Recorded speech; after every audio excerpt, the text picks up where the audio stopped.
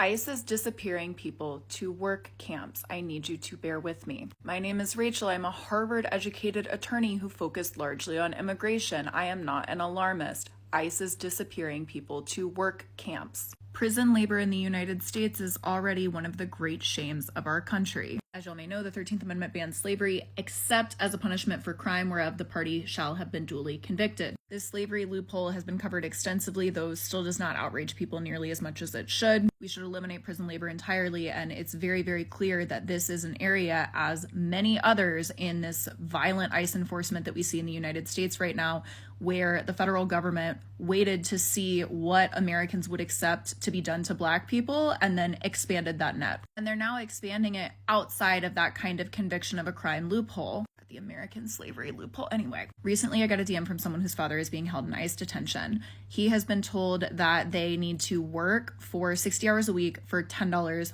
total. $10 for 60 hours of work. I haven't given him any documentation of this, but here's what I can tell you and have documentation of, that this happens in ICE detention all the time. GEO Group, one of the two large private prison companies operating ICE facilities, the other is CoreCivic, has multi-million-dollar jury verdicts entered against them because they were paying hundreds of people in ICE detention $1 a day to basically run the facilities for them. The person who DM'd me, her father is held in Campbell County, which is a Kentucky state-owned facility. In Kentucky, standard pay is $1.56 for an 8-hour workday, 78 cents for those getting credit for time served. Again, that's insane. That's insane, and that should not exist even for conviction of a crime. I do have to remind you as an attorney that the immigration system is civil detention and people being held have not been convicted of a crime. So this is just a 13th Amendment violation. The governor of Kentucky is a Democrat. It's Andy Beshear. Here's his phone number, 502-564-2611. Especially if you live in Kentucky, here are some things you could ask him.